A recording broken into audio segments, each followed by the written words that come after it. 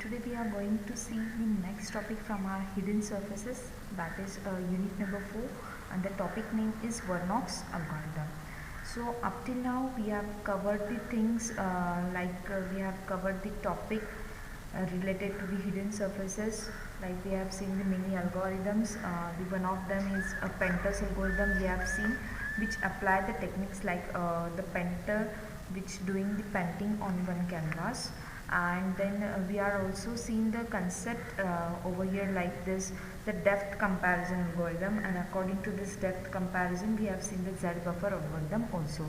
These all are the things that algorithms are detecting the hidden surfaces and then removing the hidden surfaces. So likewise we are going to see the related to this topic of hidden surfaces, we are moving forward with the new algorithm that is called as a Vernok's algorithm. So let's see what is the Vernok's algorithm is. In the Vernok's algorithm, the name of this is also called as the area subdivision algorithm. So we have seen the Penter's algorithm. The Penter's algorithm is having its another name, is called as a priority algorithm. So what we have seen in Penter's algorithm is that the object which are very closer or near to the viewer, that are drawn later. Object which are very far are that are drawn first. So in this way we have seen the concept, and in cases where we can't finalize the things we are getting the hidden surfaces over there, means one object is hiding to the another object, and in such a scenario we are using over there the Z comparison, that is depth comparison we are using. So this was the concept from the Penter's algorithm, where we are comparing the Z mean and Z max of the two different polygon, and according to their comparison we are checking whether the one polygon is hiding another or vice versa. So this is what the technique and overall scenario in the Penter's algorithm. So related to that, now we are going to see the Vernok's algorithm. Here we are going to use the area subdivision algorithm. That is also called as the area based algorithm. So its name is indicating that we are going to divide the area. In how many parts, that we are going to see here. So in Penter's algorithm we have seen the procedure to remove the hidden surfaces. We are detecting it first and then we are removing. It means Penter's algorithm deals with the procedures. We are following some procedures over here. But here in Vernok's algorithm we are not going to deal with any kind of procedure to remove such a detected hidden surfaces, but we are going to display the final picture onto the screen without following any kind of procedure. We are going to display the final picture on the screen. Final pictures means which are viewing from the human point of view, or which can be visible for the viewer, that we are going to display on our screen. So what we are going to do exactly here, the basic idea is that the resolution of display will get increases, the size of picture also increases, and hence its correctness is also going to be increases. Means whenever we are increasing the resolution, then the size of picture is increasing, and therefore its correctness is also increasing. That is what the basic concept that we all of you know. Now the algorithm is the recursive procedure based on the two-step strategy. So which are the two-step strategy?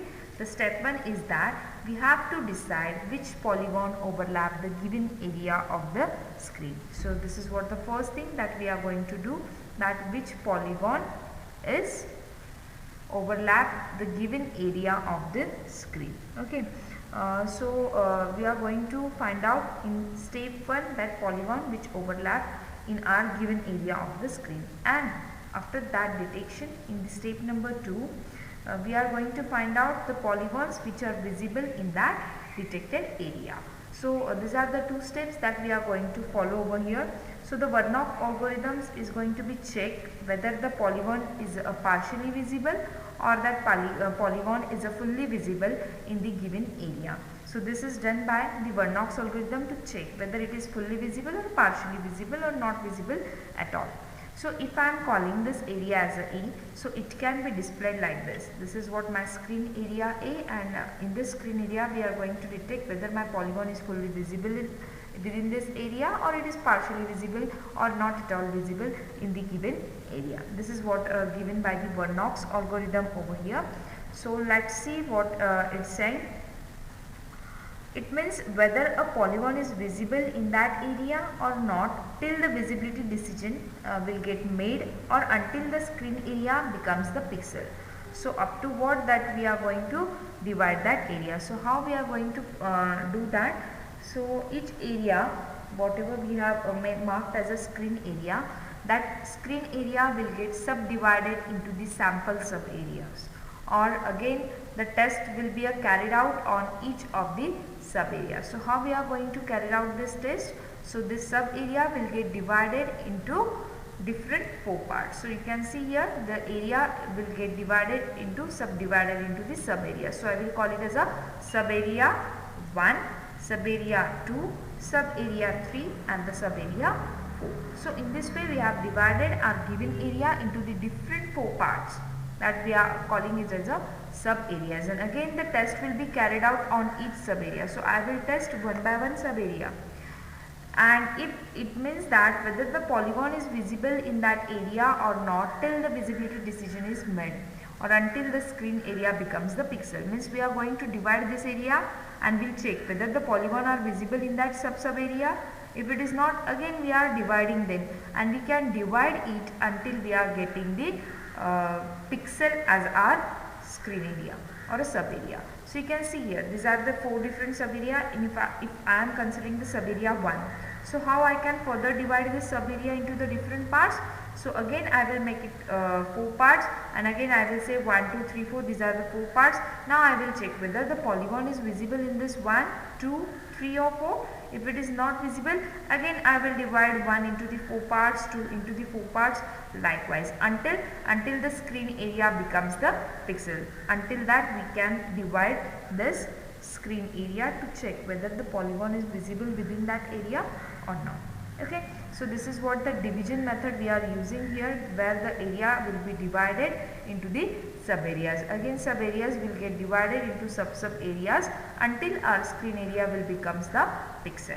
So this is what the Vernock's algorithm we are following, and before going towards the actual algorithm of the Vernock's, we are having a different categories according to the screen area. So we can classify that polygons into the basic 4 categories. So today we are going to see the categories only, and the Vernock's algorithm will cover in the next session.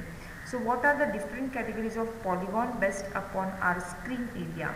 So according to this Vernock's algorithm, there are 4 categories of the polygon that are based on the screen area. So category 1 is called as a surrounding polygon. Category 2 is called as an intersecting polygon.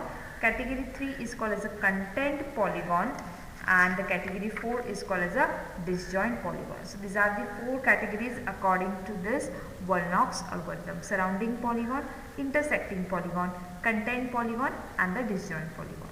Now let's see what is the surrounding polygon.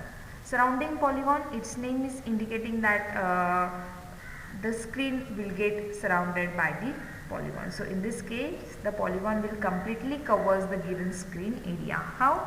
Let's see by example. This is what your area, that is a screen area, and if I want to say that surrounding polygon, so I must say that the area will be completely surrounded by the polygon. So you can see here this area is surrounded by this whole polygon. Another example, if you want to look, so this is what the another screen area, and again this area will get surrounded by this polygon. Okay, so this is called as a surrounding polygon, and this was the example of the surrounding polygon. The next category is intersecting polygon. What is the intersecting? Intersecting means the polygon and the screen will get intersected with each other. So in this case is getting intersected, the polygon is getting intersected with the screen area, or you can say the area will get intersecting with the polygon.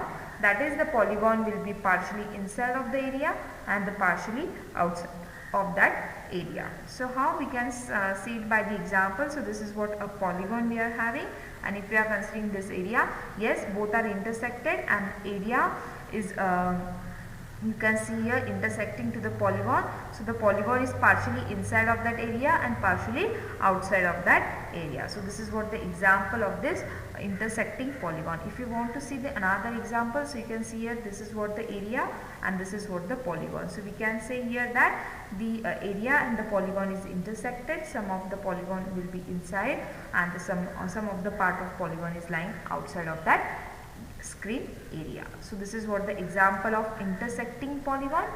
Now moving forward with a content polygon. So again, its name is also indicating what is the content polygon. Means that polygon will be inside.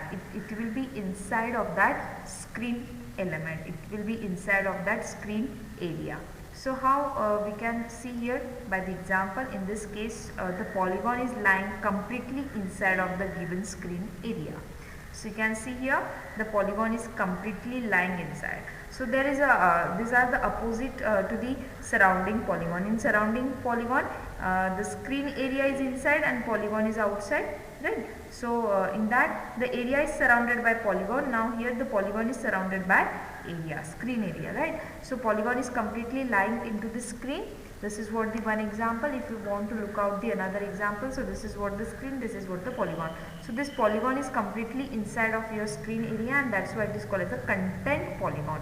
Polygon is lying inside of that screen area. And if you want to look at the disjoint polygon, disjoint means there is no connectivity in between the polygon and the screen. That will be called as a disjoint polygon. So whenever the polygon is lying completely outside of the given screen area, then it will be called as a disjoint polygon. So what will be the example of that? This is what the screen, this is what the polygon. They are not related, they are not connected with each other, they are not surrounding, they are not acting like a content, they are not intersecting with each other. So that's why we are calling it as a disjoint polygon. So this is all the 4 types that we have to consider while we are working with the Vernock's algorithm. So we have studied these 4 types and after the study we should move towards the algorithm. But before that, how we are going to work on this different 4 category. So for this purpose we are going to maintain one polygon list, a separate polygon list, and we are calling this list as a potentially visible polygon list. So short form is PVPL. It means that the potentially visible polygon list. So we are going to maintain the PVPL throughout of this Vernock's algorithm, that is nothing but a separate polygon list. So its name is also indicating we are mentioning the polygon in that list which are visible. Okay. So how we are going to find out their visibility, that we are going to see. But if the polygon is of the category 1 that we have seen the 4 categories, that is surrounding polygon, intersecting polygon, content polygon and the disjoint polygon. So if we are talking about the surrounding polygon, that is very case number 1, the whole area of the screen will get the color of surrounding polygon. Okay. So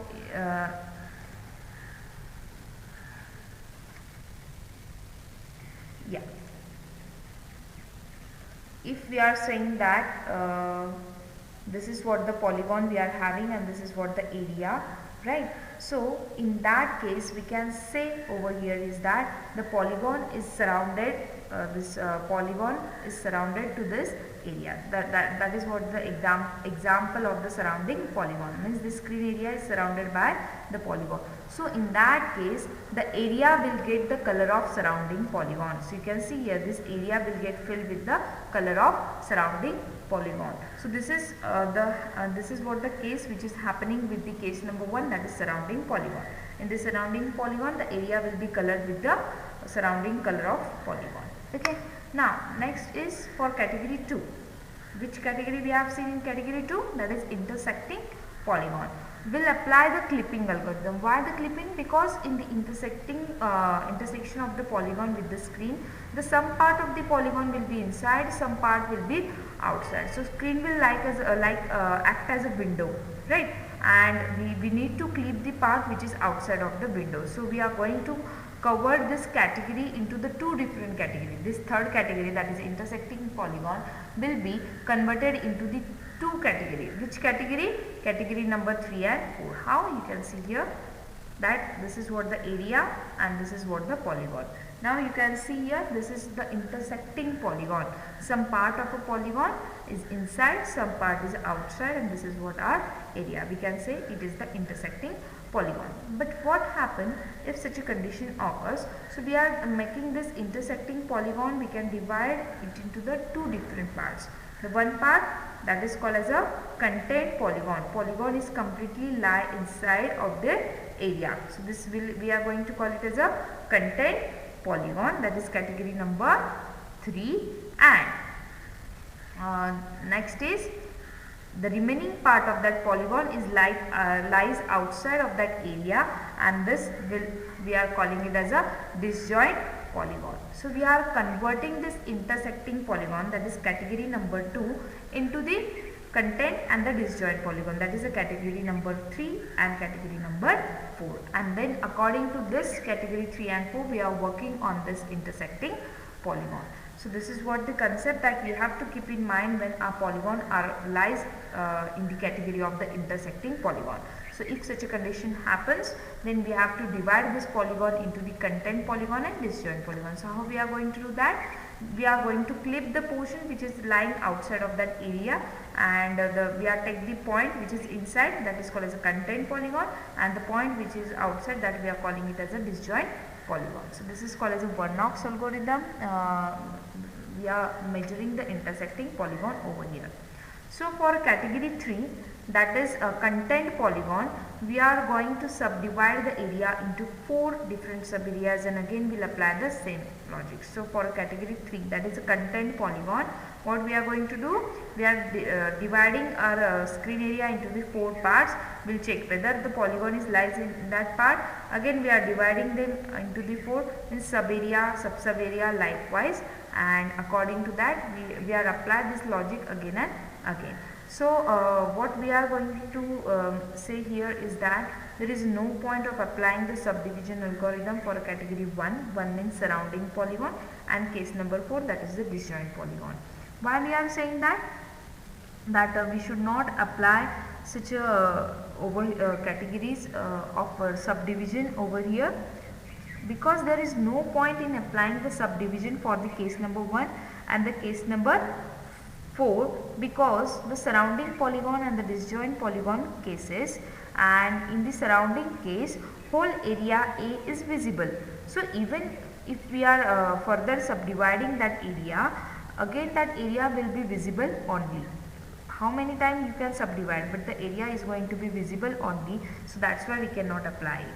Same thing is for the disjoint category also. It means the subdivision procedure is to be applied to content and intersection category only.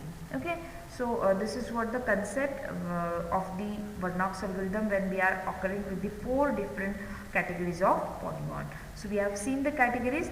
Actual implementation of algorithm we are going to cover in the next part of this Warnock algorithm video. So today we are stopping over here with the part 1 of this Warnock's algorithm video, Warnock's algorithm, and very shortly I am putting the next part, that is the actual implementation of the Warnock's algorithm in detail. Thank you so much.